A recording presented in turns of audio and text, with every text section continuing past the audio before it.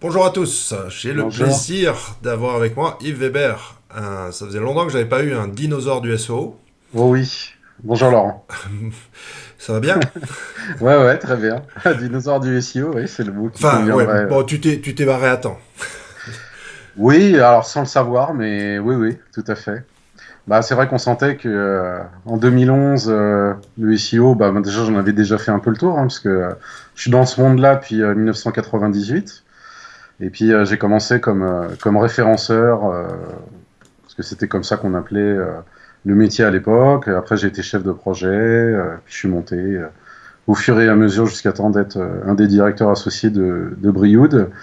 Et donc j'ai fait 98-2011 en continu dans le SEO. Donc j'ai vu naître beaucoup de choses, l'AdWords. Alors moi j'ai connu Overture en 99. Donc c'est des assez vieux souvenirs. C'était le temps où on commençait à voir les mots-clés qui commençaient à être saisis par les internautes. Et donc oui, en effet, donc je suis parti en 2011. Et j'ai fait quelques mois off, parce que j'avais quand même travaillé sans discontinuer depuis 19 ans. Donc moi j'ai travaillé très très jeune. Je suis un autodidacte à l'origine. Et j'ai fait un tout petit virage dans les réseaux sociaux pour voir un petit peu ce qu'ils faisaient puisque c'était la tendance. Et puis arrivé vers avril, mai-juin 2012, j'ai rencontré, re-rencontré du moins, une personne avec qui j'avais travaillé 10 ans avant. Et il avait une plateforme télécom dans le cloud.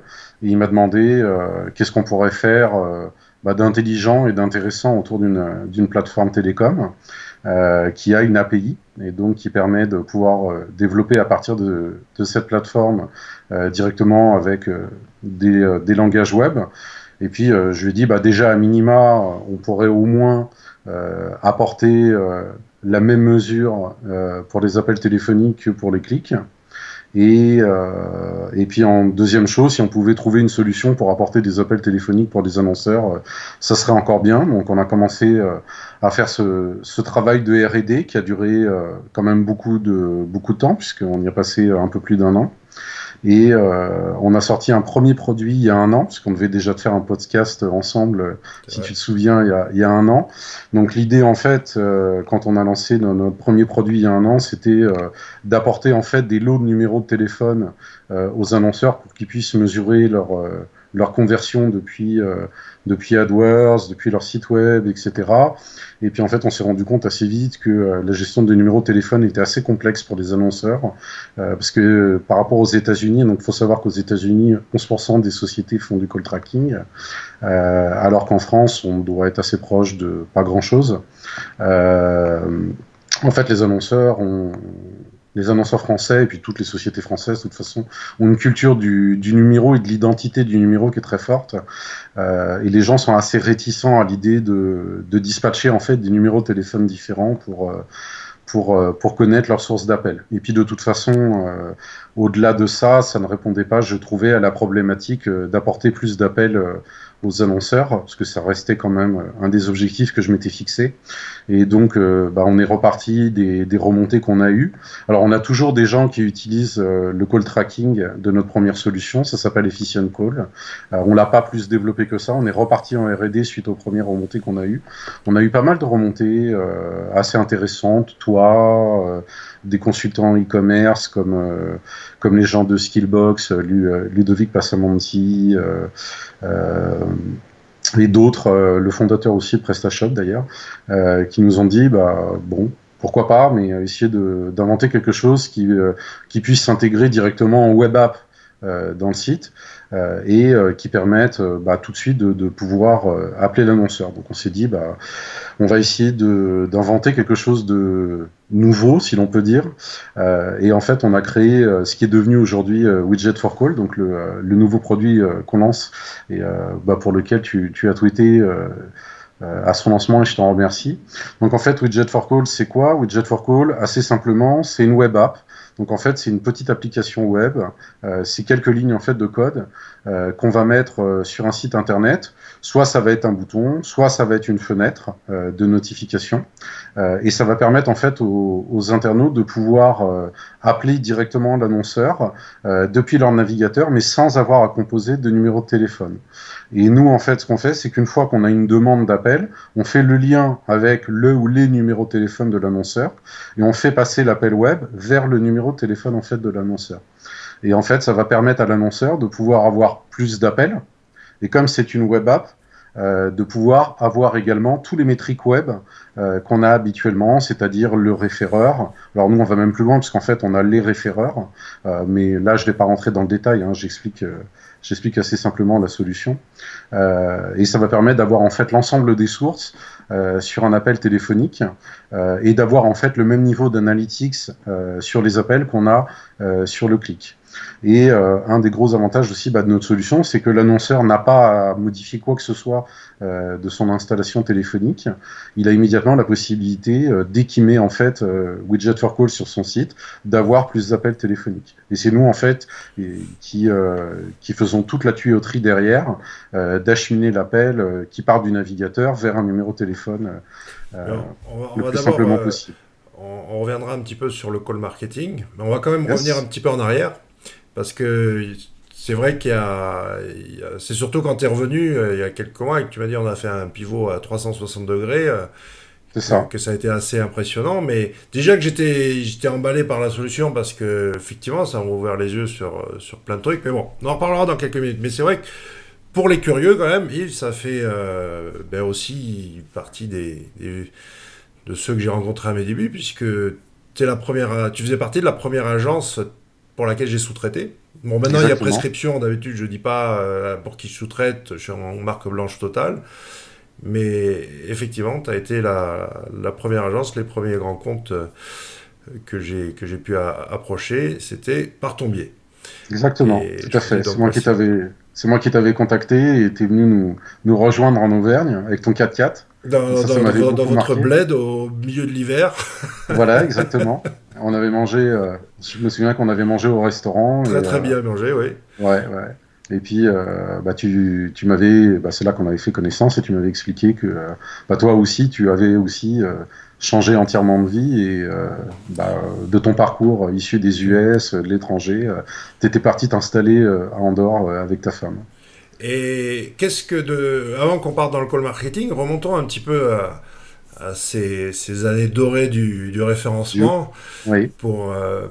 Qu'est-ce que t'en retires comme ça, un petit peu de nostalgie ou quels sont je veux dire, les grands moments de cette époque où il suffisait peut-être, où c'était complètement autre chose par rapport à aujourd'hui, quoi.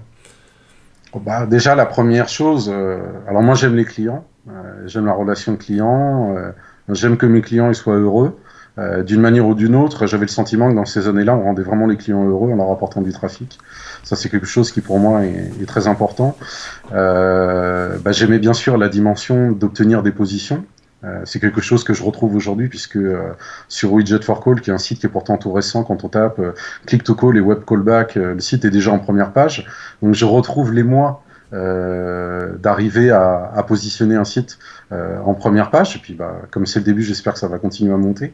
Donc, moi, ce que j'ai toujours aimé dans ce métier, c'est le côté euh, malin, le côté travail de fourmi, le côté expérimentation, croisement de données, d'analyse, et aussi un travail aussi de feeling. Euh, je dirais que dans ces années-là, c'est vrai que c'était quand même assez facile, hein, disons les choses comme elles sont. Il suffisait d'avoir un linking assez évolué. Bon, ça, c'est quand déjà tout allait bien. Alors là, tu me fais vraiment remonter loin en arrière.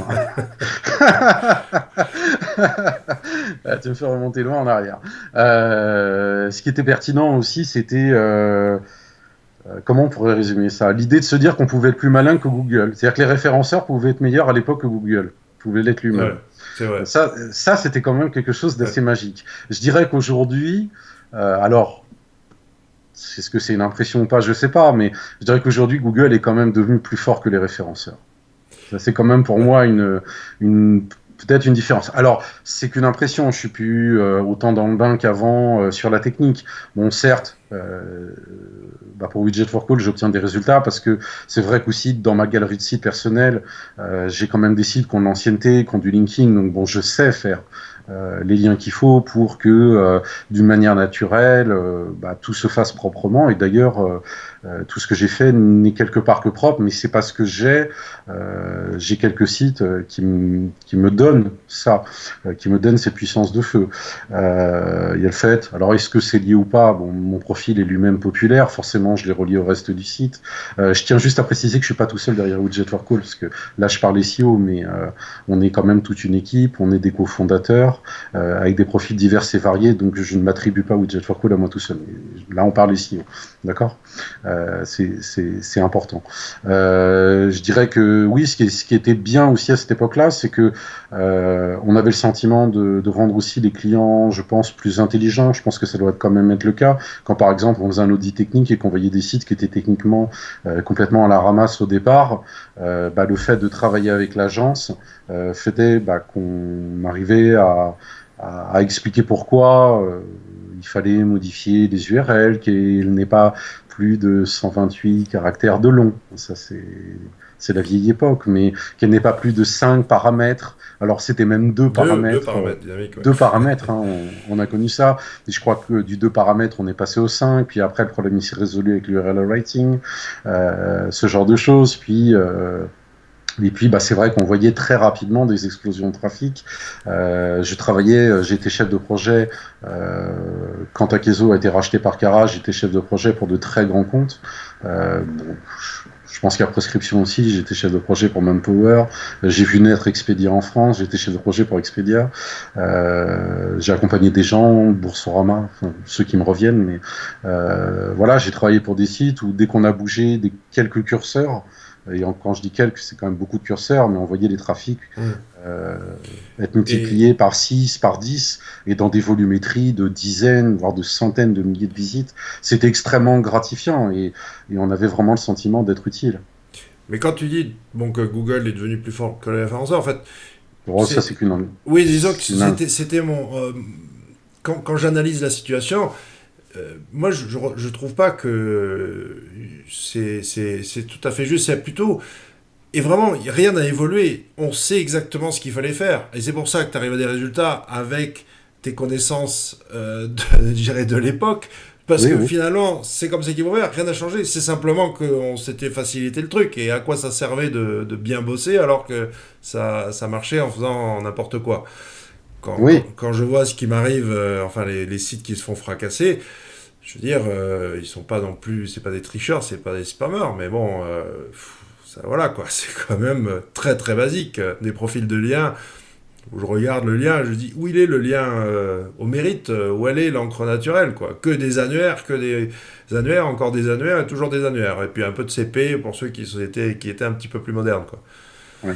Non, je dirais ce qui est vraiment différent par rapport à cette époque-là, pour compléter ce que tu dis, c'est que aujourd'hui, quelqu'un qui est bien au fait des choses va faire un blog, va bien utiliser les réseaux sociaux. Alors, c'est pas que les réseaux sociaux vont apporter du linking, mais c'est que les réseaux sociaux peuvent te permettre d'avoir parfois des articles. Et là, j'en ai quelques-uns, parce que j'ai été les chercher par moi-même, où tu arrives à créer un linking propre. C'est vrai que je serais une entreprise aujourd'hui, je me lancerais, j'aurais pas cette connaissance, même si les basiques sont connus. Je pense qu'avec l'ancienneté des sites qui sont déjà présents, ça serait sûrement beaucoup plus difficile que ça me paraissait pouvoir l'être à l'époque où, en effet, tu faisais, je sais pas, 20, 50, 100 annuaires. Forcément, tu étais déjà plus fort que ceux qui ne le faisaient pas parce qu'ils ne le savaient pas. Je dirais qu'aujourd'hui, quand même, les gens sont quand même plus au fait de ce qu'il faut faire, même si ça n'a pas changé. Sauf que ce qu'il y a à faire aujourd'hui me paraît théoriquement, pour quelqu'un qui débute, j'ai bien dit théoriquement, hein, ça fait quand même 3 ans que je suis plus dans le quotidien d'une société de référencement. Donc, je regarde ça vu de loin, tu vois. Je pense que ça serait plus difficile. C'est sûrement, à mon avis, aujourd'hui plus difficile qu'il y a 10 ans. Je dirais qu'il y a 10 ans, Et c'était déjà ce que je disais à l'époque. Les 10 premiers étaient en première position parce qu'ils savaient ce qu'il fallait faire pour y être. J'ai l'impression qu'aujourd'hui, c'est pas les 10 premiers, c'est les 100, 200 premiers. Est-ce que... mais attends, tu parlais de réseaux sociaux, c'est bien toi qui avais eu... Oui, c'est moi. C'est toi? Vas-y, Oui, raconte oui. Ah l'expérience. oui. Alors ça, c'était une expérience. Alors, je n'ai qu'un graphique. Alors, mon poste de l'époque, d'il y a un an, a suscité beaucoup de commentaires. J'étais pas apparemment pas très exact sur le thème author rank, authorship, machin, bref. Pour expliquer ce qui s'était passé. Donc, j'ai un blog, mon blog personnel sur mon nom, donc yvesbert.net. J'ai eu le .com, j'ai oublié un jour de le renouveler. Mal m'en a pris.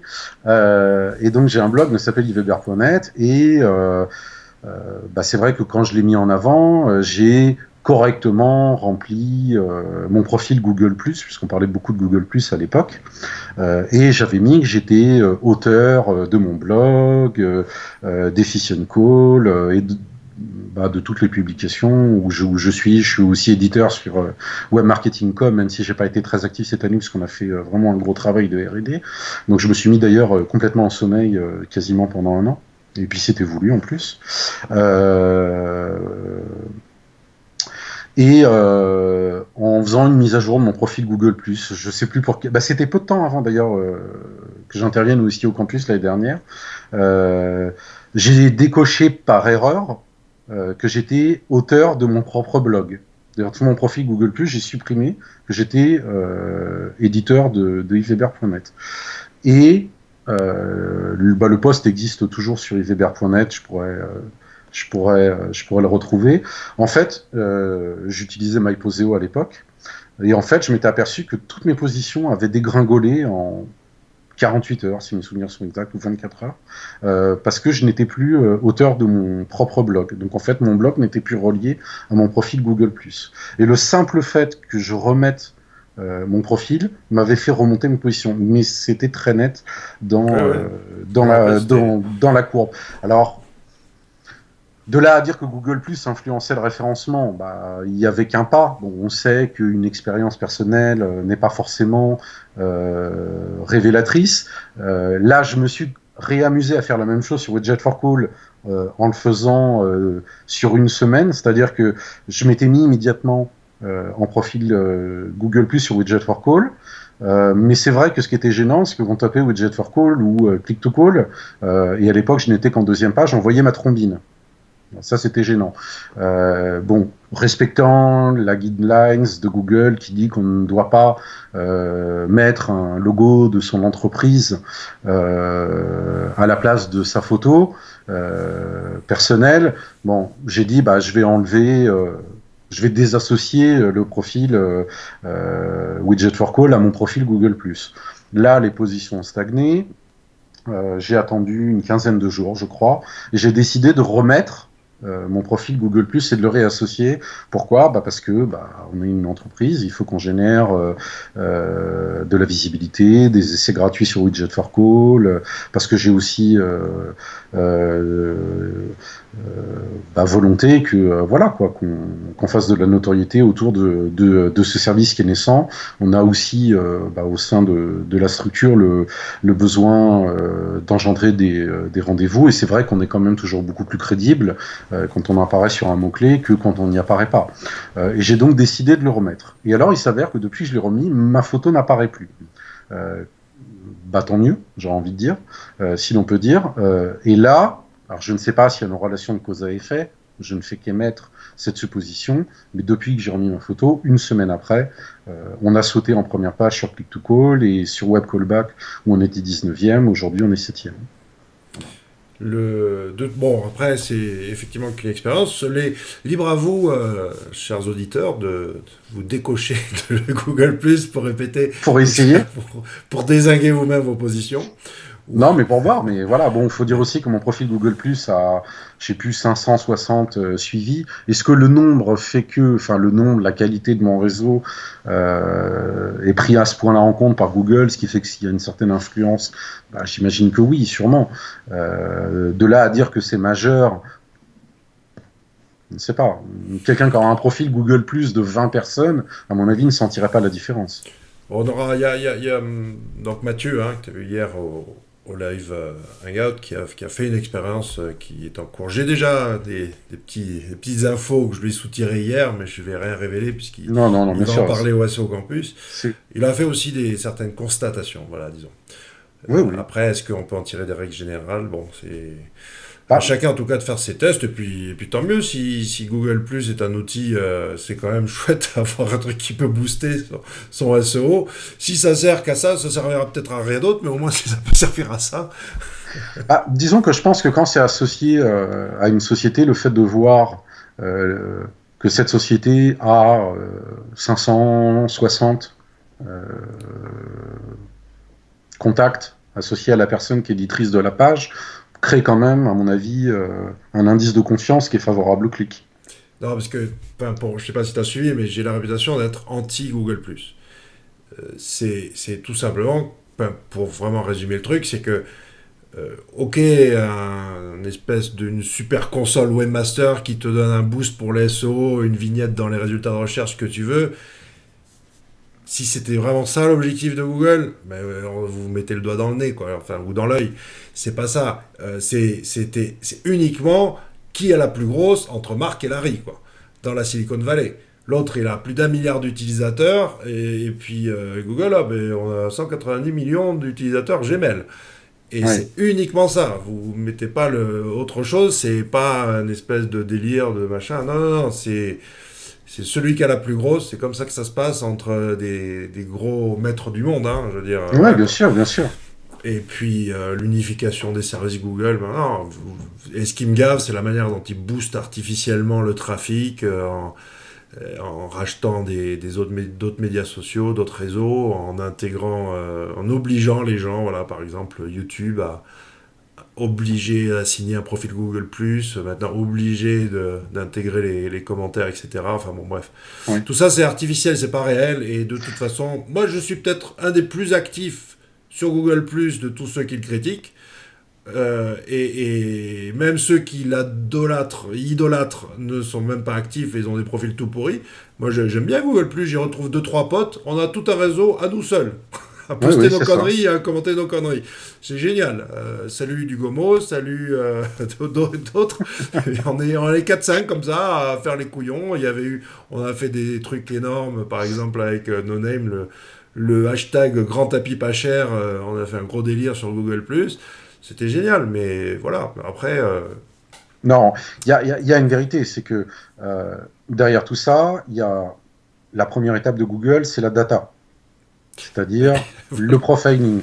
La seconde étape, à travers, par exemple, le rachat de Nest pour 3 milliards de dollars, la prochaine étape, c'est que on dit aujourd'hui, si c'est gratuit, c'est vous le produit. Ça, on entend partout. Demain, ça va aller encore plus loin. C'est la personne qui va devenir elle-même euh, je veux dire, un centre de profit, mais au-delà du net. C'est-à-dire qu'on saura tout de ce qu'elle fait, de où elle est, mais au-delà du smartphone, ça va être dans les objets connectés. Ça, c'est, je pense que le pire dictateur n'aurait même pas souhaité avoir autant d'informations sur les gens. Enfin, c'est quand même très impressionnant le niveau de profiling. Si on projette ça à 10 ans, je veux dire, regarde, souviens-toi, il y a 10 ans, on n'aurait jamais imaginé qu'on puisse récupérer autant de data sur les personnes. Regarde, par exemple, là, le rachat de WhatsApp par Facebook peut sembler démesuré en termes de prix. Maintenant, bon, mettre 19 milliards pour récupérer 450 millions de numéros de téléphone, se dire que ce numéro de téléphone va permettre de savoir où les gens y sont parce que l'application tourne en tâche de fond, va permettre de pouvoir, j'imagine, parce que de toute façon, d'une manière ou d'une autre, ils le sauront, savoir quelles sont, je sais pas, les applications qui sont utilisées par des gens qui sont pas sur Facebook. La finalité restera aujourd'hui dans le ciblage publicitaire, parce que ça, c'est ce qu'on a compris depuis, allez, on va dire 1 an ou 2, mais eux, ça fait sûrement longtemps qu'ils y pensent. Enfin, nous, on en parlait déjà dans les milieux pro, mais je parle dans la conscience du grand public. Là, je veux dire, la prochaine étape, c'est carrément l'être humain. mais attends, tout le monde a rigolé de Facebook.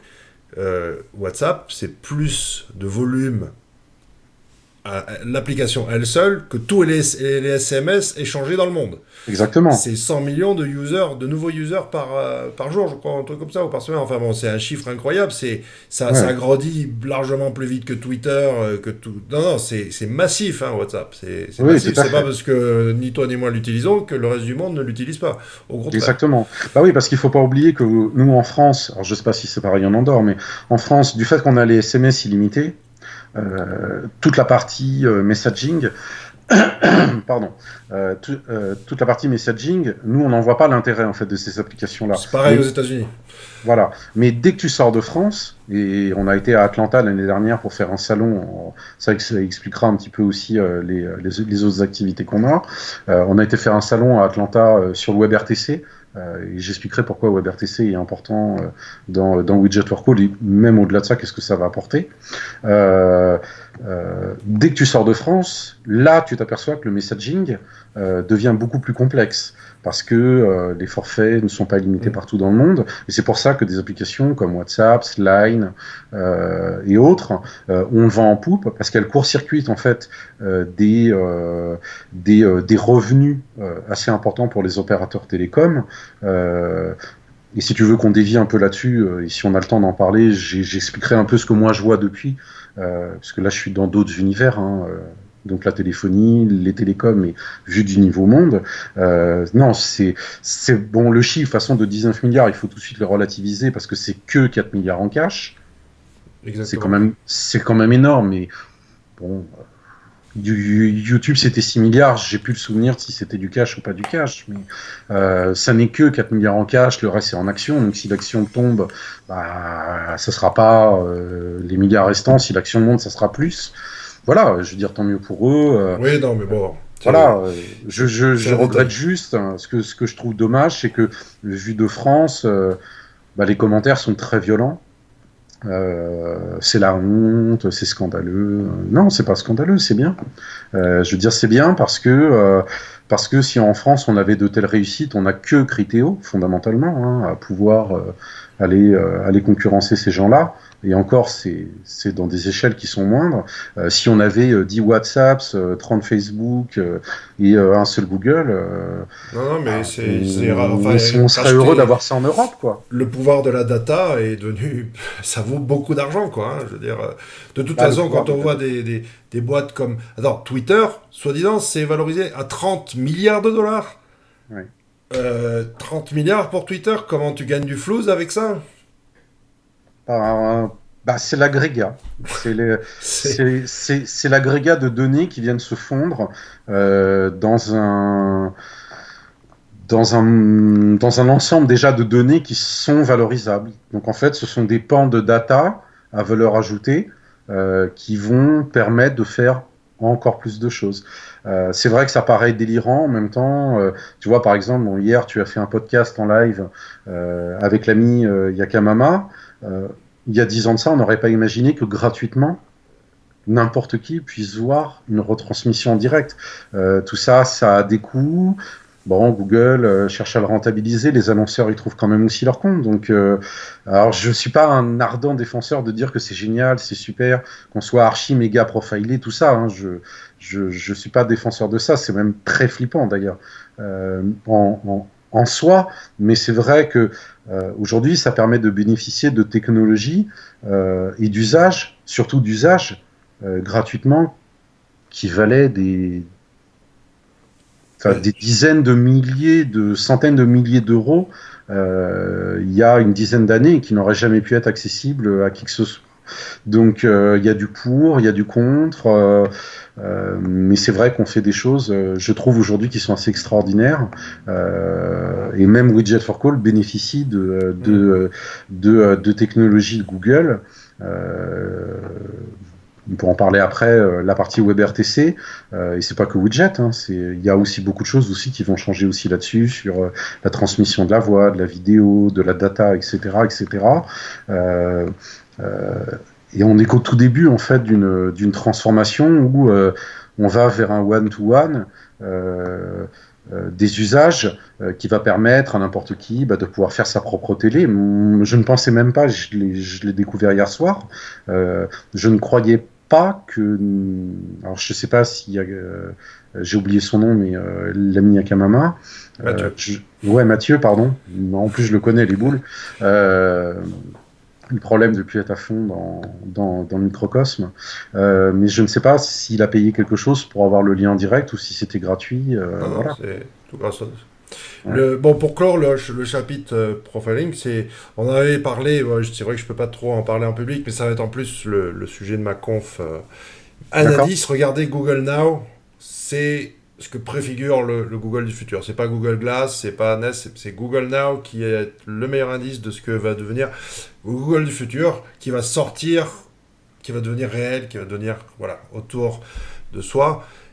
My two cents, ce que je pense, c'est que comme, par exemple, on n'aura plus rien à foutre d'être traqué avec un smartphone, à partir du moment où c'est utile, à partir du moment où la puce qu'on va te greffer dans le bras ou dans le cerveau, elle va te faire mourir moins vite, elle va t'aider à t'augmenter, ça sera utile et les gens, ben, ils vont laisser passer ça. Les seuls qui peuvent flinguer Google, ça va être des, Les États. ouais, même pire, les 60 familles qui détiennent le pouvoir aux États-Unis, parce que bon, sans entrer dans la théorie du complot, il y a quand même les 60 familles de départ qui ont fondé les États-Unis.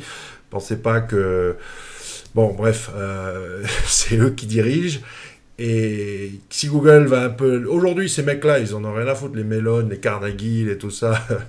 Ils détiennent, mais ils savent même pas, ils comprennent même pas trop le web, etc. Mais si Google commence à les titiller, tu vois, la voiture qui, Oui. qui, qui- enfin, qui se conduit toute seule, ça c'est General Motors. Enfin bon, il y a des trucs qui peuvent pas aller trop toucher Oui, oui, oui. s'ils vont dans des trucs, l'énergie, etc. Enfin bon, bref. Eux, ils peuvent, ils en ont flingué d'autres, hein, des plus gros Oui, Google, oui. quoi. Bah, d'ailleurs, on voit que Google essaie gentiment d'aller vers les énergies, Ouais. les robots, les, euh, les tu as dit quelque chose là dans les voitures, voilà, dans tout ça. Le truc, c'est ça, il faut le problème que j'ai avec Google, c'est par rapport à des gars comme Steve Jobs d'Apple ou Bill Gates de Microsoft. Larry et Sergey sont des gros mégalos. Les mecs, ils veulent changer le monde, mais pas changer le monde comme l'ont fait Steve et Bill. C'est vraiment changer le monde, voilà, vers Matrix, quoi. Oui. Enfin, c'est un truc qui est. Et puis effectivement, trop de pouvoir pour une société privée là. Ça devrait être. Pourquoi le NSA, ils ont cloné le web? Pourquoi ils nous mettent pas un moteur de recherche à disposition libre, Ouais, open? ouais. Bon, Non, c'est enfin vrai. bref, on va clore ce chapitre freestyle pour recentrer un petit peu sur ce nouveau truc où je pense que moi je t'ai retrouvé de nouveau avec le punch d'il y a 10 ans sur le call Oui, oui. marketing. L'envie, c'est tout nouveau, comme tu as dit, voilà, en France c'est de la friche totale, tu m'as ouvert les yeux sur des possibilités. Moi, viens de me mettre à l'emailing, là. Ça fait 10 ans que je fais du web. Il faudrait. Enfin, je viens de me mettre. Non, c'est pas vrai. Parce que je travaille déjà via les bases de données clientes existantes sur du e-commerce, etc. Mais ça, c'est pipeau. Là, je fais une autre expérience en perso sur mon blog. Et alors que j'aurais dû le faire il y a bien longtemps. Mais pareil, toi, avec cette histoire de tracking de téléphone et surtout de qualification, de savoir que voilà, l'appel il arrive, on sait que le gars il vient de tel point, qu'il a visité telle page ou tel panneau publicitaire, qu'il cherche tel produit. Et puis après, il y a l'analytics derrière. Enfin, moi, ça m'a complètement déboussolé par rapport à. J'avais aucune idée qu'on pouvait aller si loin par rapport au coup de téléphone, quoi. Alors, ce que je te propose, c'est on va repartir et on va faire un petit peu d'historique. Bon, déjà, la première chose, quand une entreprise, hein, on va toujours rester dans le cadre de l'entreprise, quand une entreprise a un numéro de téléphone, simplement, elle ne peut pas savoir d'où viennent ses appels. C'est déjà la base de base. C'est-à-dire, toi, tu as un numéro sur ton site, tu sauras jamais, parce que tu as un numéro, si tes appels, ils viennent de Google, de ton blog, de Google+, qu'est-ce qu'ont visité les gens avant, etc. Donc, comme il y a de plus en plus d'outils mobiles, les smartphones, les tablettes, inévitablement, on va assister à un retour, ce que moi j'appelle de la voix, donc du canal voix, qui ne sera pas forcément d'ailleurs des appels téléphoniques, mais en tout cas aujourd'hui, dans l'ère du temps dans lequel on est, c'est des appels téléphoniques.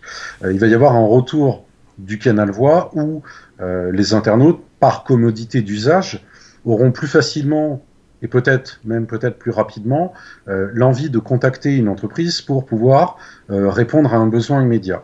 Là, je vais faire un petit peu un cours de marketing, puisque quand on monte un produit, la première des choses, c'est qu'on essaye d'abord de répondre à une problématique annonceur.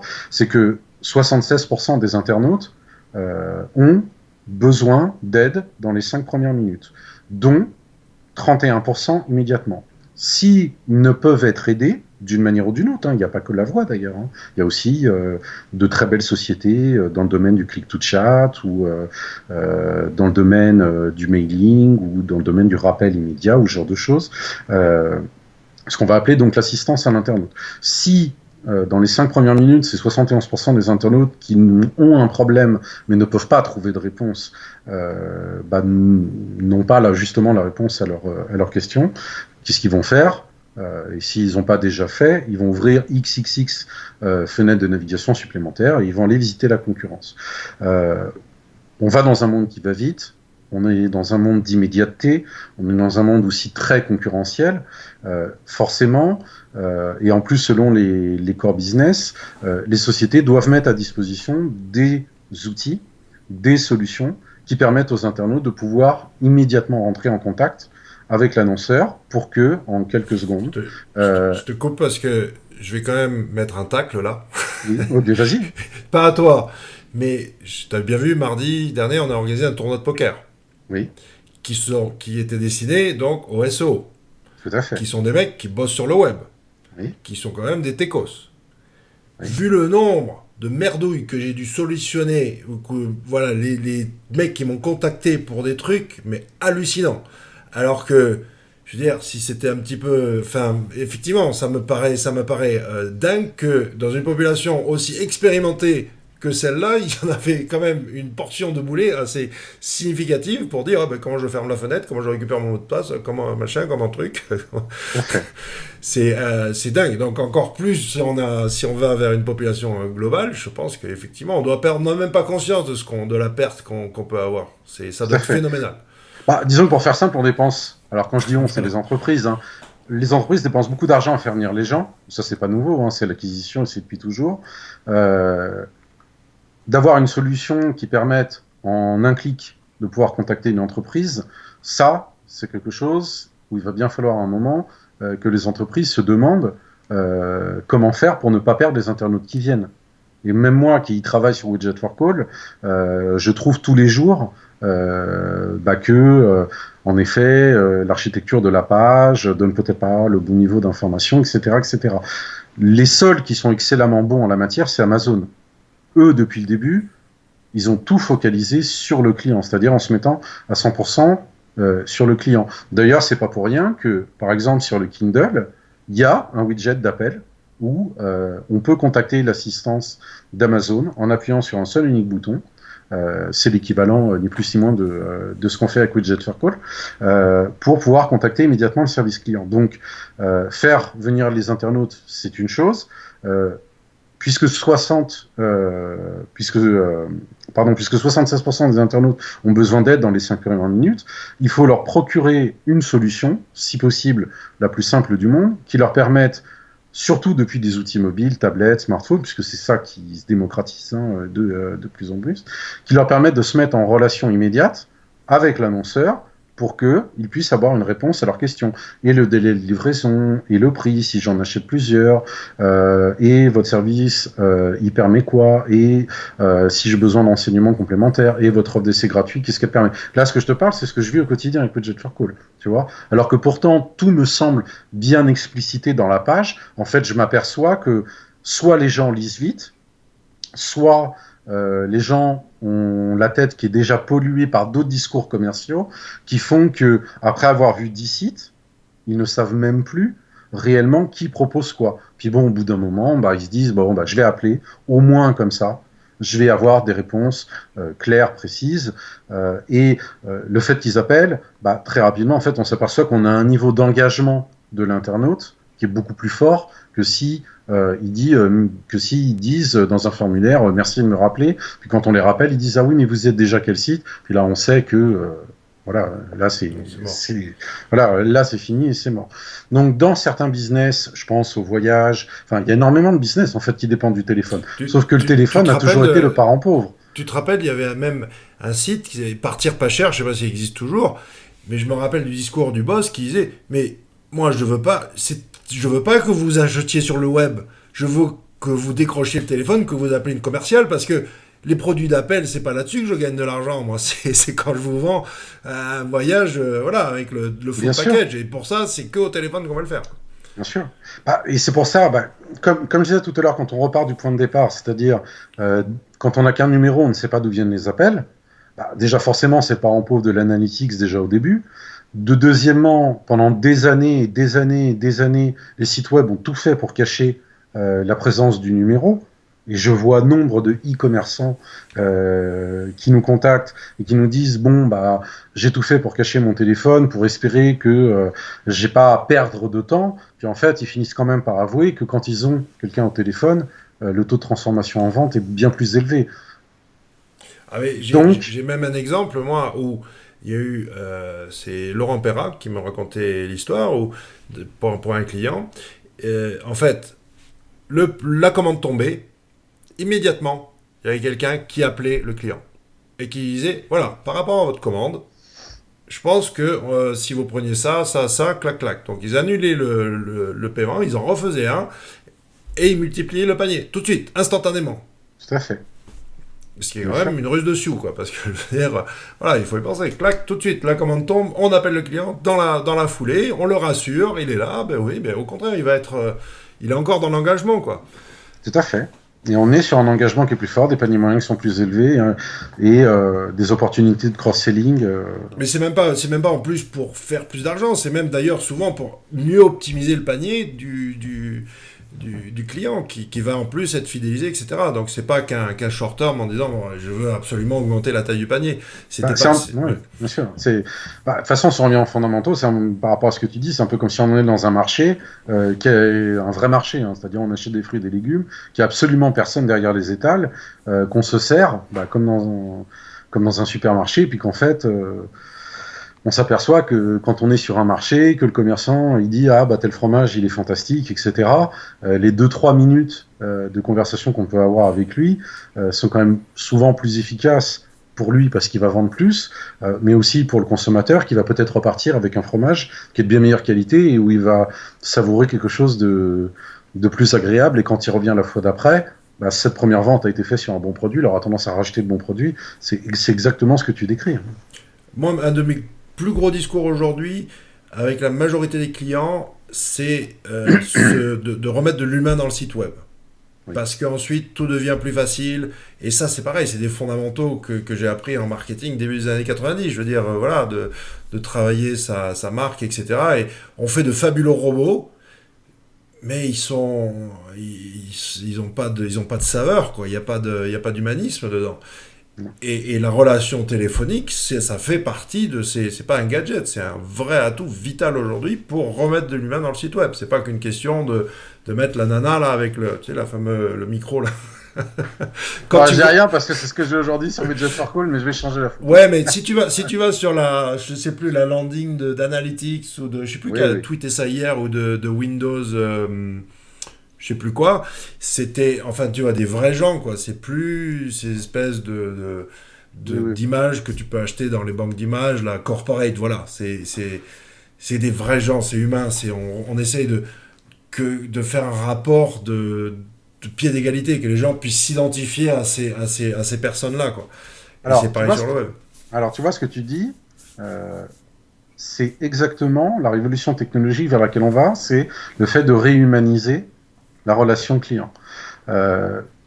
Nous, typiquement, ce qu'on propose, c'est de pouvoir acheminer un appel d'un site web vers un numéro de téléphone. C'est-à-dire que la personne qui va utiliser son ordinateur, elle va pouvoir, et je te l'avais fait, tu as été le premier à qui j'ai fait la démo, et c'est il y a longtemps, hein, c'était en mai de l'année dernière, que ça va faire quasiment un an, où je t'ai appelé de mon PC sur ton numéro de téléphone.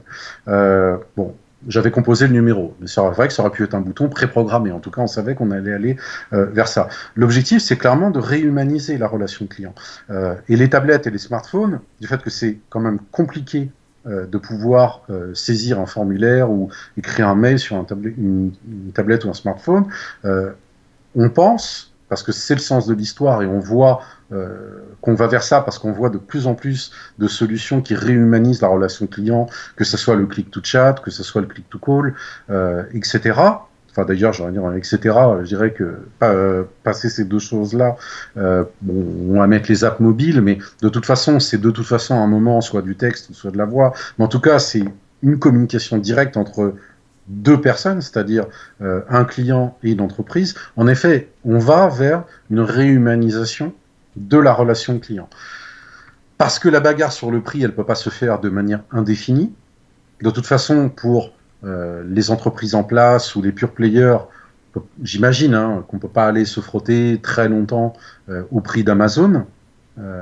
Voilà, il y aura quelques très gros sites, mais à côté de ça, il y a des tas de business models qui peuvent se faire dans le monde du e-commerce ou dans le monde du service, où de toute façon, in fine, ça aboutira à une relation téléphonique. Si je prends mon passé récent, dans la grande société de référencement dans laquelle j'étais avant, 99% des contrats se faisaient au téléphone. 100% de mes contrats sont au téléphone. Voilà, toi 100% de tes contrats sont au téléphone, à un moment ou à un autre. Mais là où je comprends que ça peut être un peu problématique, parce que c'est nouveau, c'est que les gens vont se dire mais si j'installe un widget ou un bouton d'appel sur mon site, je vais être noyé d'appels de curieux. Bon, c'est une réflexion que les gens, ils ont. Moi, je leur dis, testez, vous verrez, vous ne générez que des appels utiles. Pourquoi ? Parce que de toute façon, la démarche d'appeler une société est une démarche qui est très engageante. Tous les prospects savent qu'à partir du moment où ils commencent à parler avec quelqu'un, ils vont rentrer dans un cycle commercial. Alors nous, parce qu'on a les mots professionnels pour le dire, le grand public, il ne le vit pas exactement avec ces mêmes mots-là, mais ils savent que quelqu'un qui appelle est un prospect intéressé. Mais il y a des fois, il y a des... Je veux dire, on ne sait pas qu'on est plus malin ou je sais pas quoi, mais il y a des fois, enfin je me dis, en Andorre, sur l'arrière des bus, t'as un QR code, quoi.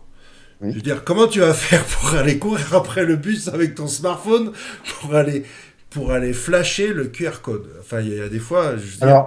Alors ça, pour moi, QR code, c'est mythique parce que je n'en ai pas, je n'en vois pas, je pense que je ne veux pas les voir, et même que j'en verrai un, ça me semble dingue. Bon, c'était peut-être Bon. une bonne expérience, une bonne idée sur le moment, mais je veux dire, ça, voilà, quoi. C'est pareil pour Bah, l'OpenID, des trucs comme ça. voilà. C'était peut-être les prémices, mais Ah, il faut pas réinventer la roue. Le téléphone, ça marche, le contact, voilà, la voix, la chaleur humaine.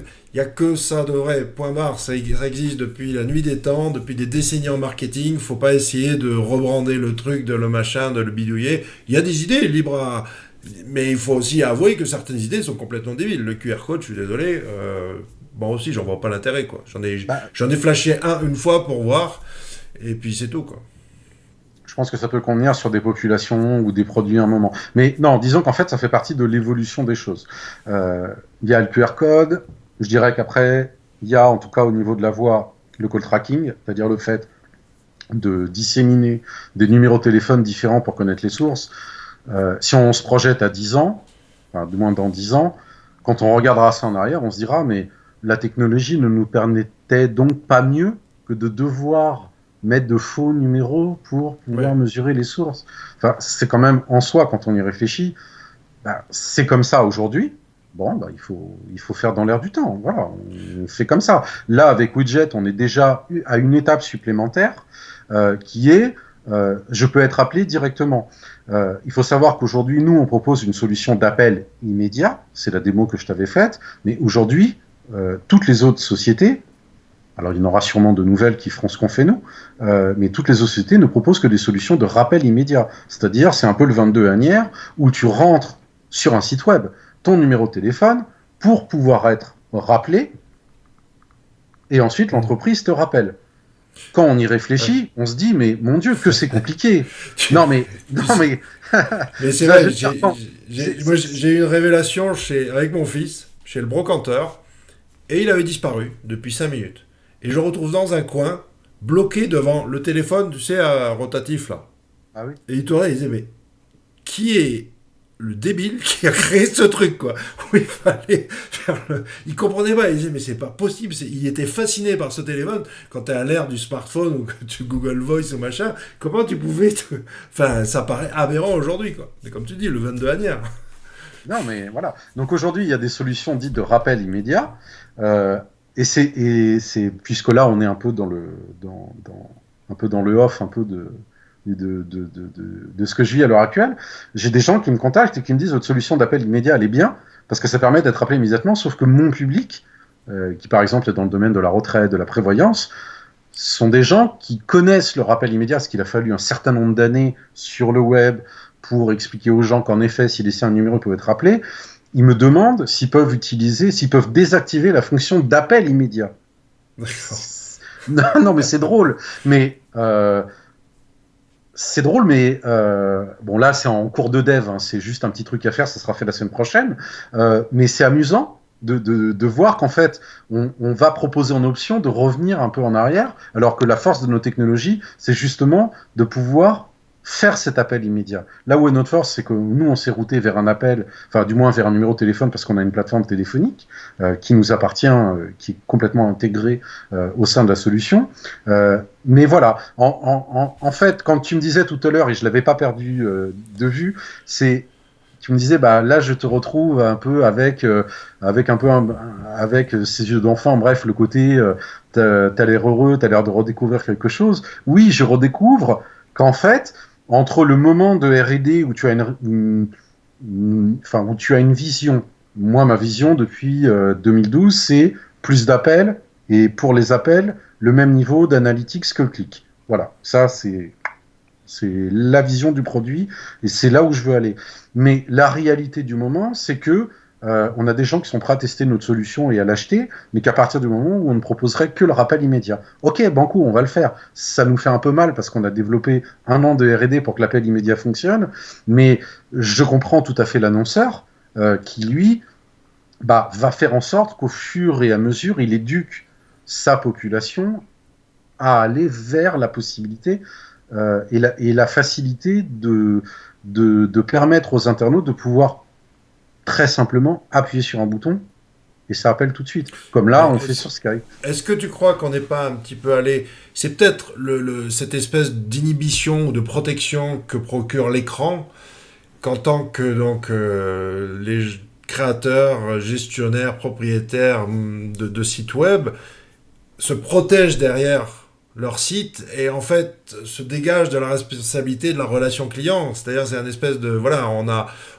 finalement c'est pratique de pas parler au client. C'est pratique de pas... Alors, Parce que voilà, on veut bien, on veut bien ses sous, mais alors, il y c'est... a deux choses. Alors, il y a un côté, je pense, psychologique qui doit être plutôt latin, français. On n'aime pas trop. On n'est pas quand même très orienté client. Enfin, je sais pas comment dire ça. C'est pas méchant, mais il n'y a pas cette culture de vouloir renseigner. Tu vois, par exemple, là, ma voiture était en panne. Il a fallu que je cours après le garagiste qui passait son temps à dire qu'il allait me rappeler, mais qui ne me rappelait pas. Euh, on connaît tous ça. Quand tu vois des Américains qui écrivent des articles sur la France, la première chose qu'ils disent, c'est on a un service client qui est déplorable. Faire du business avec les Français, ouais, c'est un tour de force pour... Voilà. Mais en même temps, je le comprends. Parce que, bon, il y a certes une évolution culturelle, et c'est vrai que les outils du web qui facilitent la communication ont changé beaucoup de choses. Moi qui ai 43 ans aujourd'hui, quand j'ai démarré dans le web pro à 28 ans,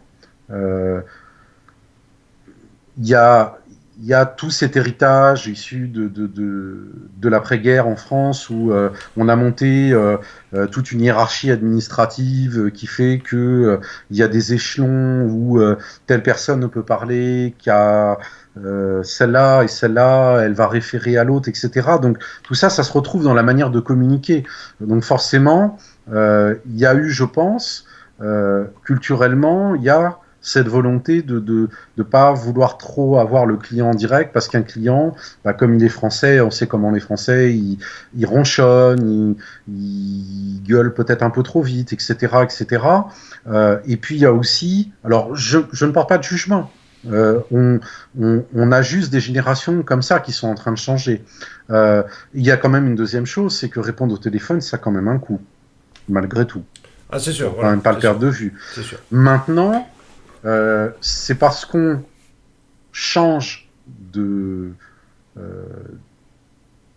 de génération dans l'analyse de la data qu'à partir du moment où on va voir de la data sur les appels, qu'on va se rendre compte que quelque part, bah, les appels sont rémunérateurs, mais qu'on peut en mesurer vraiment la performance, qu'on mesure aujourd'hui la performance du clic.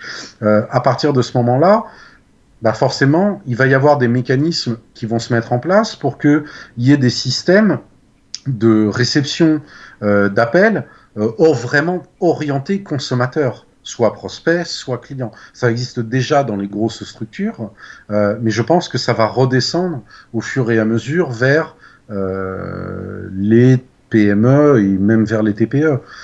Tout simplement parce que, un peu comme sur un marché, bah, celui qui aura un service client irréprochable, qui répondra bien à ses clients dans les temps, etc., bah, fidélisera mieux que quelqu'un qui veut pas y répondre et qui fait tout pour pas y répondre. Mais ça aussi, ça va devenir du côté des internautes euh, et à travers des technologies comme la nôtre. Hein, je dis pas qu'on va rester indéfiniment tout seul à proposer ce qu'on fait, et d'ailleurs, ce serait pas bon. Euh, mais à partir du moment où les sites vont de plus en plus afficher la capacité de pouvoir être joints immédiatement, d'une manière ou d'une autre, forcément, dans l'œil du consommateur, quand il va visiter un site, sûrement déclenchera-t-il le réflexe de se dire bah, je veux bien les acheter si je pressens que je peux facilement les contacter. C'est Et clair. donc, même peut-être que je vais les contacter rapidement en amont, ne serait-ce que pour valider que je suis unique en tant que consommateur. Et donc, que si plus tard, par rapport à mon produit, j'ai un souci, je peux tout faire en sorte bah, pour prolonger l'expérience client dans mon achat et savoir que je pourrais être aidé le cas échéant. Exactement. Non, non, c'est vrai, c'est très vrai.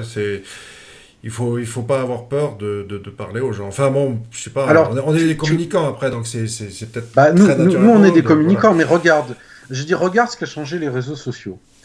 Tu vois, récemment, euh, dans Google+, tu as désormais la possibilité de pouvoir écrire à quelqu'un qui est inscrit sur Google+, même s'il ne fait pas partie de tes contacts. Il y a Twitter d'ailleurs qui a essayé ça aussi et qui a arrêté la fonction avec les Hmm. messages privés.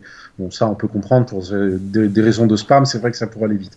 Mais euh, ce changement sur Google+, qui paraît très anecdotique aujourd'hui, va faire que demain, tous les humains du monde, alors ça paraît, je sais pas comment dire ça, c'est très fleur bleue ce que je dis, mais malgré tout quand même, toutes les personnes vont pouvoir s'adresser et écrire à qui elles le veulent, dès lors qu'elles ont un profil Google+. Moi, je trouve ça en soi Ouais, mais révolutionnaire. attends, il y a des trucs qui sont bidons parce que regarde, donc pour ce fameux tournoi de poker, j'ai voulu organiser un Google Hangout, j'ai voulu inviter tous mes contacts, et il m'a dit que j'en invitais trop. Bon, j'en ai plusieurs milliers, je sais pas combien de milliers, mais j'ai essayé de faire un peu le follow back, donc après j'ai arrêté, enfin j'ai plus suivi le rythme, mais j'ai pas pu inviter plusieurs milliers de personnes, quoi, qui sont dans mes cercles Non, pourtant. non, parce que je crois si je dis pas de bêtises, hein, je crois que quand tu envoies un mail pour inviter, si mes souvenirs sont exacts, je crois qu'il s'arrête aux 200 premiers. Enfin, alors premier en mention Google, ça doit être les Ouais, 200 avec lequel tu as le plus de liens ou quelque chose t'organises comme un ça. événement, tu veux que le monde, enfin je sais pas, Mais voilà ça, quoi. ça a vérifié. Hein, Je trouve ce allez, bridage ouais. complètement débile. Soit tu lâches la fonction et effectivement, on peut faire un concert de rock et YouTube peut inviter des millions de personnes à voir. Ils font ça en streaming sur YouTube, quoi. Je veux dire, donc Et pourquoi nous autres individuels, on peut pas avoir la puissance de feu que peut avoir YouTube quand ils font un concert sur YouTube, tu vois. Bah là, il faudra un spécialiste en la matière qui puisse répondre à la question. Parce que J'ai, moi, il me semble que j'avais lu que ça bloquait sur les 200 premiers. je sais plus. Bon, bref, mais en plus, en fait, si tu vas par Gmail, je crois, tu peux inviter plus de gens que si tu vas par Google Hangout. Enfin, ça dépend du chemin que tu prends Ah, et de d'accord. comment tu fais ton invitation. D'après ce que j'ai compris, hein. Non, Mais non, je mais suis comme pas du quoi, tout il expert. faut. C'était la première fois que je faisais autre chose qu'un tête-à-tête sur Google Hangout et ça s'est soldé par un blacklistage. J'ai réussi l'exploit d'être blacklisté de Hangout. Ben, Blacklisté. mais oui, parce que j'avais mis mon robot R2D2 devant la vidéo et c'était un contenu qui lui plaisait pas. J'aurais dû mettre E.T., peut-être qu'il l'aurait reconnu, mais R2D2, il voyait que c'était peut-être pas un humain et c'était un contenu interdit et il a arrêté de streamer. Eh ben, dis donc. Bah, c'est pour ça que quand je disais tout à l'heure, quand on parlait de Google+, là sur l'histoire de voir sa trombine, bon c'est vrai que j'aurais préféré, mais c'est quand même mon profil Google+ personnel, bon, je j'ai pas voulu remplacer ma photo par le logo quoi. Puis bon, Oui, bon, mais d'accord, ouais, l'authorship, c'est encore autre chose. ouais ouais. Mais Non non mais sur la détection, d'accord. Alors donc en fait il regarde donc de manière automatique ce qui se passe pendant la vidéo et il est capable de l'arrêter. voilà, ben, si c'est pas un humain, si c'est, voilà, des conneries, j'en sais rien, parce qu'après, tu peux aller loin, c'est vrai, si tu peux rediffuser en streaming des vidéos porno, je sais pas quoi, pourquoi pas, Bien tu sûr, vois. bien sûr. Donc, il analyse quand même un petit peu le contenu.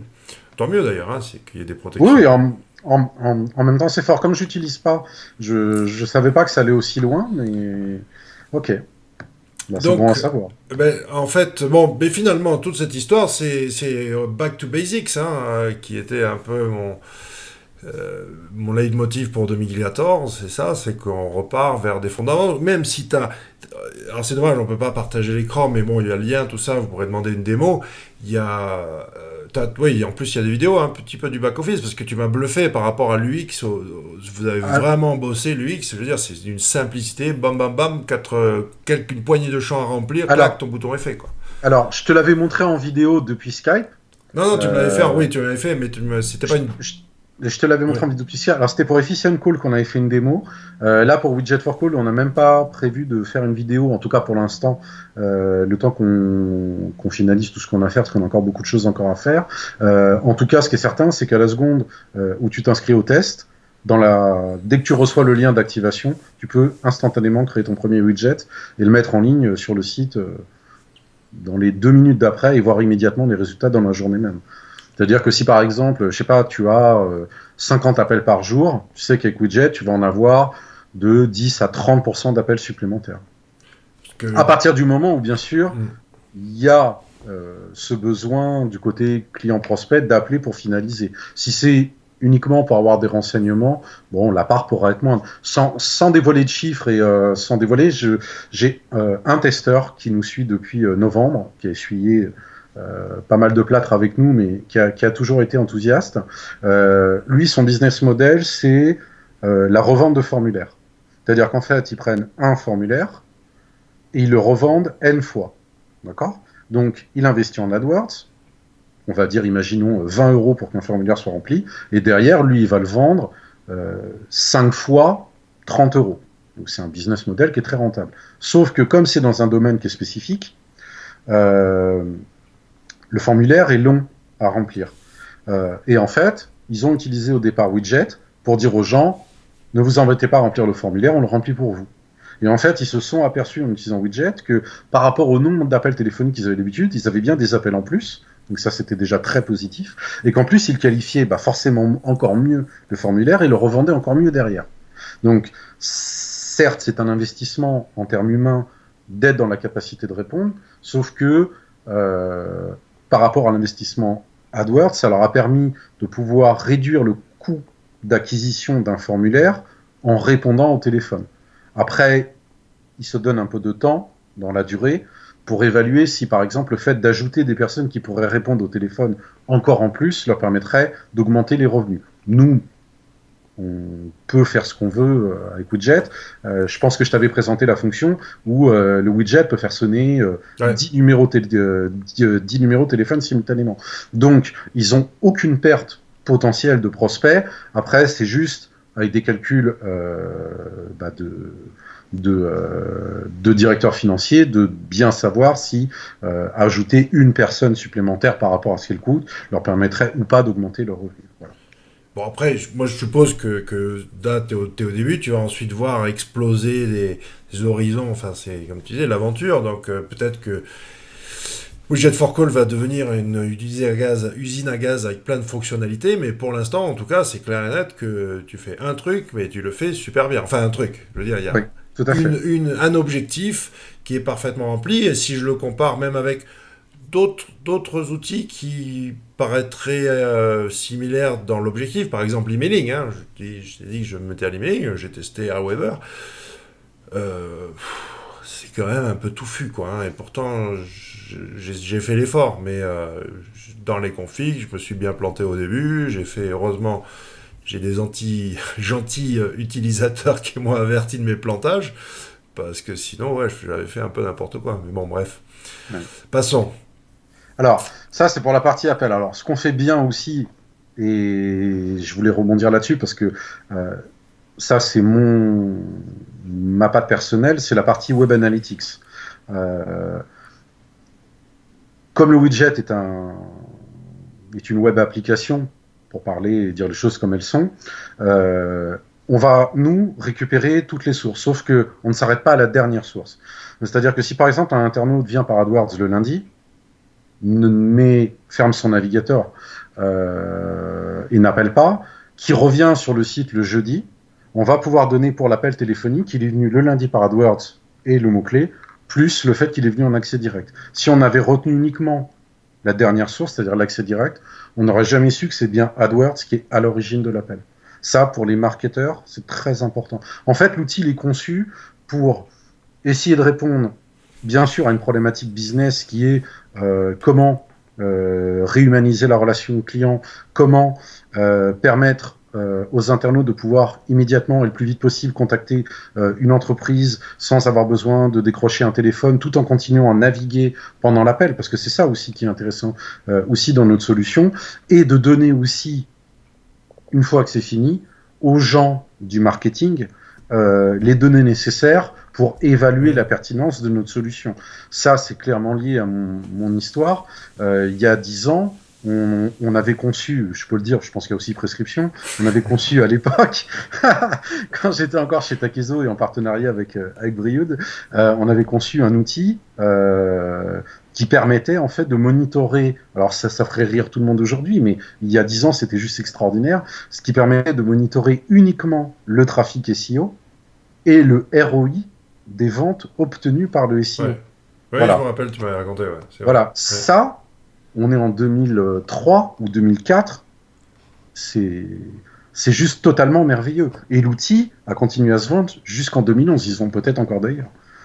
Pourquoi ? Parce que il expurgeait des stats, toutes les autres données, et il permettait de se concentrer uniquement sur la partie SEO pour aller rechercher, bien sûr, les mots-clés qui génèrent du trafic, mais également les pages qui génèrent du trafic, et par page, quels sont les mots-clés qui généraient du trafic. Donc on avait quand même un niveau de visualisation et de performance du SEO qui nous a quand même permis, à cette époque-là, de pouvoir faire des actions extrêmement ciblées pour des grands comptes qui avaient des volumes SEO qui étaient juste énormes. Après, Apposition est arrivé, ils ont inventé des outils encore bien plus puissants que ce que nous on avait, mais en tout cas, pour notre orientation, quand j'étais chez Brioude, qui était orienté TPE-PME, on mettait quand même à disposition de ces gens-là un niveau d'information qu'elles n'avaient nulle part ailleurs. C'est des sociétés de référencement qui étaient sur le même positionnement. Je pense que c'était vraiment ce côté technologique qui était la force de Brioude Internet, et c'est ce côté technologique que je veux et je veux arriver à retranscrire aujourd'hui dans Widget, mais d'une manière beaucoup plus simple, beaucoup plus concentrée, parce que y a 10 ans d'expérience en plus. Mais le côté analytique, je sais que c'est pas forcément ce qui fera la différence aujourd'hui, mais à partir du moment où l'outil va être intégré, je sais que les gens de marketing vont se dire, ah, c'est super, en plus, on a, voilà. Et ça, c'est, Ben, moi, je me rappelle, c'était dans la pièce au fond à droite, là. ah oui, Aujourd'hui, tout le monde tripe sur SEMrush, mais vous aviez SEMrush, c'était quoi? Vous traquiez 250 000 mots-clés, un truc comme ça, non? ah oui, j'avais oublié ça. Eh ouais. Oui, alors oui, alors donc il y avait la partie,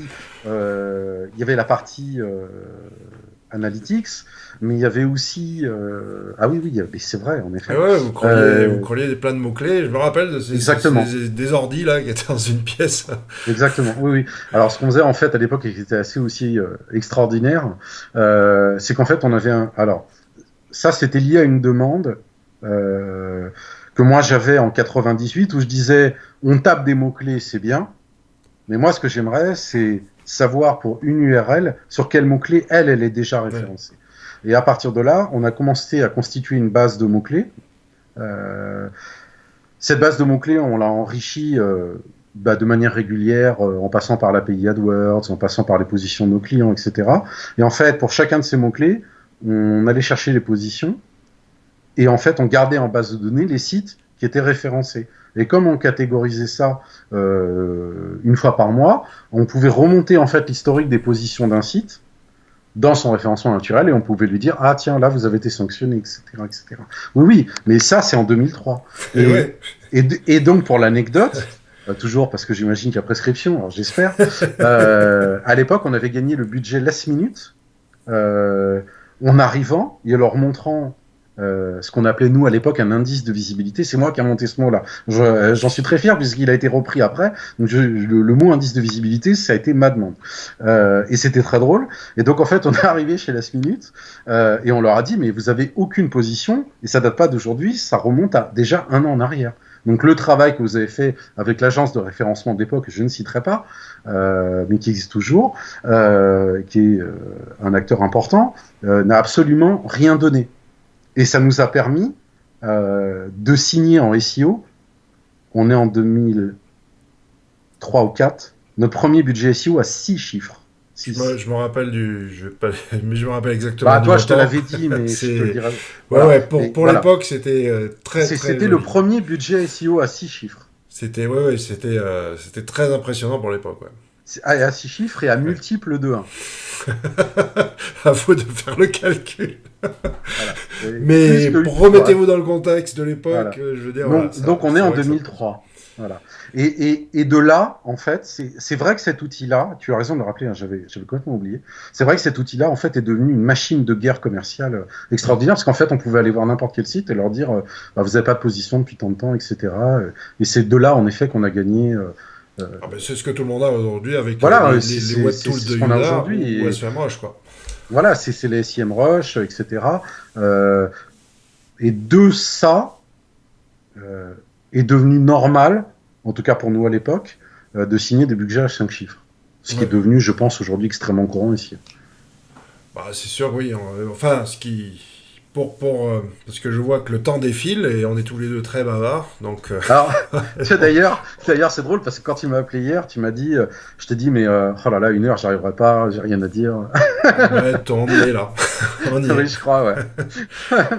Mais on avait dit 20 minutes, mais 20 bon. minutes. Voilà, oui, tu témoignes, hein, L'histoire comme des je 20 dis. minutes. Ouais. Alors, oui, oui, alors je témoigne.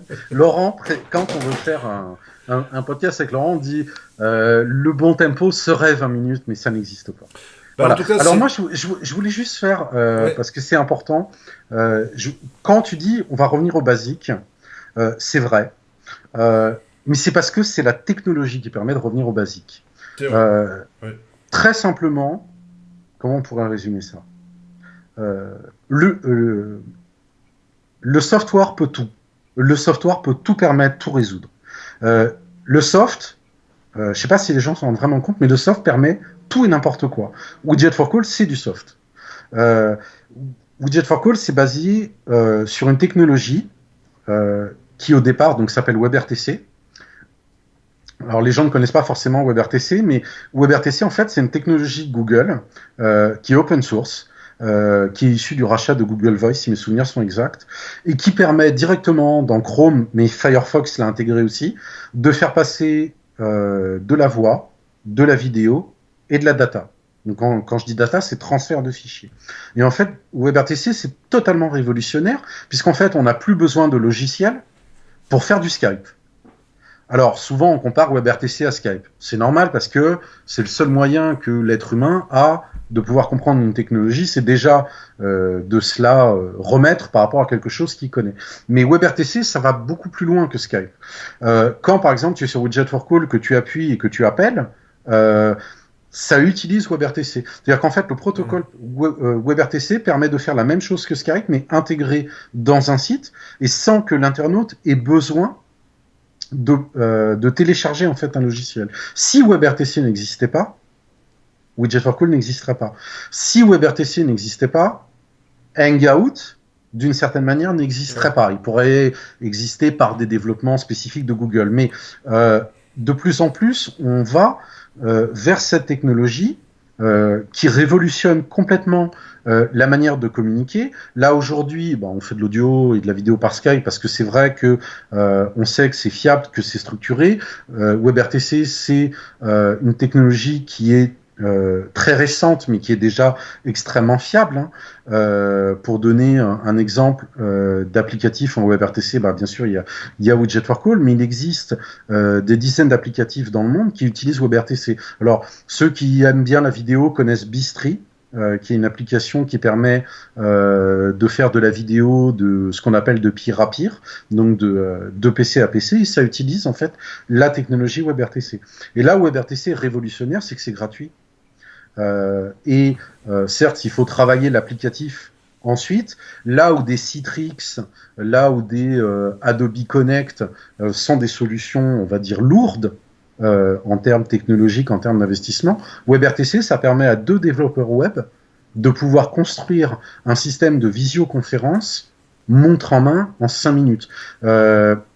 Je t'enverrai un lien, je te le mettrai à la fin du Skype, d'une petite application qu'on a créée, qui est un tout petit showcase, et qui permet de créer une conférence room où des gens peuvent se rejoindre soit par navigateur, soit par un numéro de téléphone. Et que les gens aient un navigateur ou un numéro de téléphone, ils vont pouvoir se parler. Ça, c'est ce que permet WebRTC. Alors en soi, le showcase, on peut se dire, bon oui, mais c'est juste quelque part révolutionnaire que des gens au sein d'une room puissent la rejoindre soit par le navigateur web ou soit par un numéro de téléphone. Ça, c'est ce que permet WebRTC. Et Widget for Call, c'est ça. C'est une personne qui a un navigateur qui veut discuter avec une autre personne, sauf que cette autre personne n'a pas un navigateur derrière ni un logiciel. Elle a un numéro de téléphone. Juste pour montrer que ça tient. Je vais juste pouvoir montrer mon téléphone. Donc là, par exemple, je suis en train de lancer Widget for Call. Donc là, j'appuie sur le bouton. J'autorise donc mon micro. Ah oui, mais comme là, je suis sur Skype, c'est parce que le micro peut... Ah bah si, là, ça fonctionne. Hop, voilà. Donc là, j'ai appelé sur Widget for Call. Et c'est mon téléphone portable, en fait, qui sonne. C'est ce que je t'avais montré. Sauf que là, c'est complètement automatisé. Et la personne qui est derrière son téléphone va discuter avec l'autre personne qui est derrière son navigateur de la manière la plus simple du monde. Voilà. Et ça n'est possible que parce que WebRTC existe. Après, pour les navigateurs qui n'ont pas WebRTC, je pense par exemple à IE, on fait, et ça a demandé énormément de développement, on est obligé d'utiliser Flash. Mais on arrive au même résultat. Voilà. Sauf que WebRTC, alors je vais rien dévoiler, mais nous permettra dans un horizon de 6 mois de faire des choses beaucoup plus complètes, mais je veux pas le dire. Voilà. Écoute, là, on va laisser planer le mystère. Voilà, si tu veux, là aujourd'hui, c'est le téléphone. Demain, ça sera bien d'autres choses. Nous, notre idée, c'est vraiment de pouvoir relier le plus vite possible et le plus simplement du monde un prospect et une entreprise, et d'avoir mis entre les deux un outil qui soit, on estime, le plus simplement possible du monde. En général, quand je vois des tests arriver sur Widget, les gens font 4-5 appels de tests. Je pense déjà, juste pour y croire que c'est possible, et après, ils finissent par l'installer. Mais déjà, c'est bluffant que ça fonctionne tout de suite, quoi. Bon, de toute façon, on va mettre tous les liens qu'il faut dans le billet pour que les gens qui sont intéressés en apprennent plus sur le sujet. Mais bon, et puisque tu parlais de Back to Basic, Je suis également extrêmement facile à joindre. Donc, si les gens ont des questions, je serais ravi de leur répondre. Et je crois beaucoup au contact humain, parce que si je ne t'avais pas rencontré il y a 10 ans, on ne se parlerait pas aujourd'hui. Et en se parlant, c'est quand même mieux que quand on discute parfois par Skype ou que je t'envoie un mail et que tu me réponds à la vitesse que tu peux, comme tu le disais hier. La vitesse de ce que tu peux. Clair. Enfin, il y aura un retour au basique au niveau de l'humanisation, de la communication au sens large. Hein. C'est pas uniquement ce qu'on fait à travers Widget, mais ça va toucher beaucoup plus de choses où en fait les apps, les sites auront des capacités de pouvoir faire vraiment du one-to-one entre leurs clients et leurs prospects, où on va en effet revenir. Mais ça n'est possible que parce que la technologie le permet. C'est pas la volonté de l'être humain de se dire je vais revenir au basique, c'est parce que la technologie accompagne ce retour. C'est vrai. Mais c'est quelque part lié. Ouais. Ce que j'ai retenu aussi de ces 10 ans, c'est qu'il y a quand même une volonté. Alors, c'est paradoxal parce que on se fait pister de plus en plus, mais en même temps, on a quand même aussi une volonté de s'émanciper des technos propriétaires. Mais cette émancipation, elle se fait sur le fait que les gens acceptent de pouvoir en profiter souvent gratuitement ou à peu de frais. Ou Widget for Call, c'est vraiment accessible. On démarre à 9 € par mois, on démarre à 90 € par an. J'étais surpris par les prix qui sont vraiment très très bas. Ouais. Voilà. Nous, notre volonté, c'est vraiment de dire n'importe qui peut profiter de cette technologie à bas coût, là où à équivalence, un Valtech ou n'importe quel SS2I aurait pu monter quelque chose d'équivalent, mais pour peut-être 300, 400, 500 000 euros, parce qu'il aurait fallu avoir des serveurs, ce qu'on appelle un IPBX en face, un truc, un machin. Alors que là, non, là, le code Widget for Call, il est aussi gros qu'un tag Google Analytics. De toute façon, Mr. Yves, là, on est encore dans les prémices de tout ça. Moi, je suis très impatient. En plus, tu as plein d'autres choses. On a très peu parlé, finalement, du mobile en général, alors que tu as aussi fait beaucoup de veille là-dessus. Il faudra revenir. Parce que... Mais recentrer sur un point. Mais on va parler que d'un truc et que pendant 10 minutes. Mais t'as vu, même Yakamama, j'ai réussi à le faire durer. Je sais pas comment ça a duré hier. Mais il était parti sur 10 minutes au départ. Oui. Ça, on a fait un peu plus d'1 heure, je crois, hier. En tout cas, je sais pas si je te vois le mois prochain à Paris, au SO Campus, c'est déjà le mois prochain. Oui, c'est vrai que ça va vite. Non, je sais pas encore. Et puis, sinon, de toute façon, tu reviendras. Il faut que tu reviennes parce qu'on a vraiment égratigné la surface. Il y a plein de choses. Il faut te faire un peu plus de brain-sucking par rapport à ton expérience. Et on a vraiment couvert qu'un quart dans la moitié des trucs. En tout cas... Tu vois ce que je trouve impressionnant, et ça c'est... Non, je te coupe, c'est fini. Je voulais juste te dire qu'il y a un an au SEO Campus, j'évangélisais sur le fait qu'il fallait tenir compte du mobile. J'ai quand même l'impression qu'un an après, c'est totalement intégré. Non, mais c'est pour ça que je disais, je pensais à ta conf où tu as donné des chiffres qui étaient très flagrants. En tout cas, même si j'ai pas retenu tous les chiffres, etc., c'est surtout quand on voit aujourd'hui que la moitié des gens se connectent avec un mobile sur Facebook. Et j'étais justement à ta conf à côté de Thibaut, je ne sais pas si tu as regardé son podcast, mais le petit jeune qui a des millions de fans sur Facebook et Twitter et qui est capable de monter des communautés fantastiques.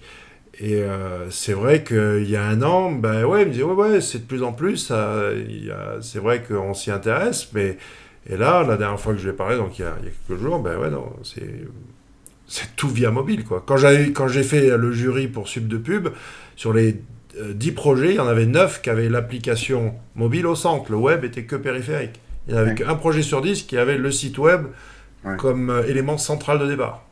C'est vrai qu'il y a encore beaucoup de choses à dire, par exemple sur le débit de la 4G, ce que ça va permettre, parce que je pense que les gens ne se rendent pas compte. Par exemple, avec la DSL, tu as en France la possibilité d'envoyer un fichier à 100 kilooctets maximum, à 100 kilooctets secondes maximum. Alors que sur un mobile, je vois, j'ai mon ami, sur son portable, on peut envoyer un fichier à 2700 kilooctets secondes.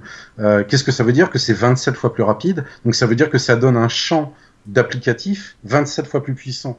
C'est-à-dire le son, la vidéo, etc., etc. Ce que moi je vois à travers ce que je vis au quotidien, c'est que ce débit d'envoi d'informations est vraiment important parce que c'est ce qui va changer le champ des applications possibles. Des applications, mais par contre, moi qui ai la fibre optique, c'est génial pour plein de choses, YouTube, etc. Mais le web, il est toujours aussi merdique. Les sites web, il y a un temps de latence abominable, ça se charge comme Oui. les sites web, ça reste du bricolage. Hein. Tout le reste, c'est génial, mais le web... Bon, bref, c'est un autre sujet. Allez, on s'en Moi va. j'ai vu ça arrêter. Merci Merci Yves, en tout Laurent. cas. À très très bientôt. C'était super agréable. Je passe aussi un grand bonjour à la famille des référenceurs, qui est quand même ma famille d'origine. Et je suis ouvert, comme toujours, à discuter de tout et de n'importe quoi. Que les gens me contactent, ils auront une réponse. Mais Avec de grand toute plaisir. façon, tu reviendras incessamment sous peu dans le podcast. Avec grand plaisir. Allez, ciao. Ciao, ciao, bye.